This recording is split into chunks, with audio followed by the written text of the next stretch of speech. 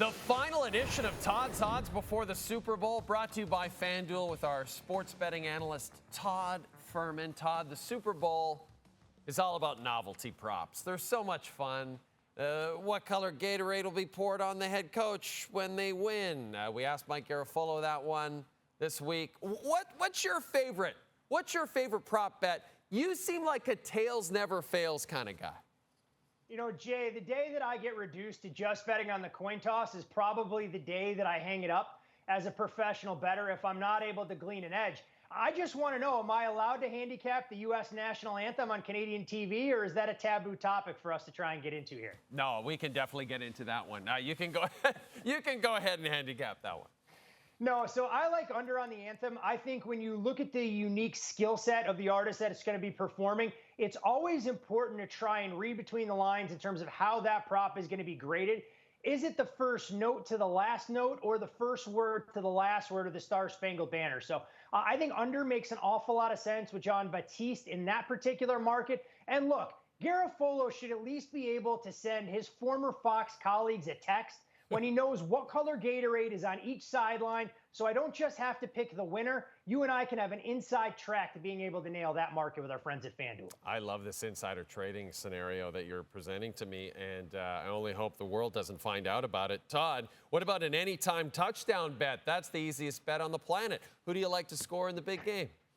Yeah, I don't know if it's the easiest bet on the planet, but it is one that I have stronger convictions on than some of the novelty markets. And I'm actually going to take one of the chalks here. I think Jalen Hurts, when you look at his price right around minus $1.15, that number is a bit short for me. Going back to 2021, when he took over as the full-time starting quarterback for the Eagles, he's actually scored touchdowns in 40 of the 70 games that he started. We know the Eagles love to lean on him in short yardage situations, and I think Jalen Hurts' number should be more in that $1.30 to $1.35 range. But, Jay, that's not fun to take the favorite. So I think if you want to dig a little bit deeper, a guy who hasn't been used all that often for the Kansas City Chiefs offensively, but is a savvy veteran, I think DeAndre Hopkins has a chance. And the last check, his price was north of 6-1. I think he might be worth a small flyer for a little bit of boomer bust. Yeah, the veteran Hopkins has looked great at times for the Chiefs this season. Over under, Todd Fuhrman, on the number of times we will see Taylor Swift on the Fox broadcast. It's set at 6.5. You taking the over, you taking the under? I'm actually going to go under, Jay, and I think this pick on Taylor Swift being pictured fewer than 6.5 times on the broadcast is going to kind of tip my hand in terms of where I may be going on a game pick. But I think some of the novelty, and of course, famous last words in this business, has worn off with Taylor Swift in the booth. So maybe we'll get some Jason Kelce sightings and a variety of the other celebrities that'll be up there with everyone's favorite football mom and Donna. Yes, Donna will be there. Jason Kelce has said everybody's showing up.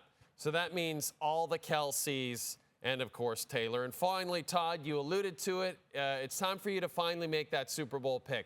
All year, all year, we've been asking you to make this pick. And you have teased us by eliminating teams from Super Bowl contention. Well, finally, we're down to the final two. There's no escaping this, Todd Fuhrman. You've got to make a pick now. Who's winning Super Bowl LIX? Jay, I waited 51 weeks last year when we did this. I picked the San Francisco 49ers. I was wrong.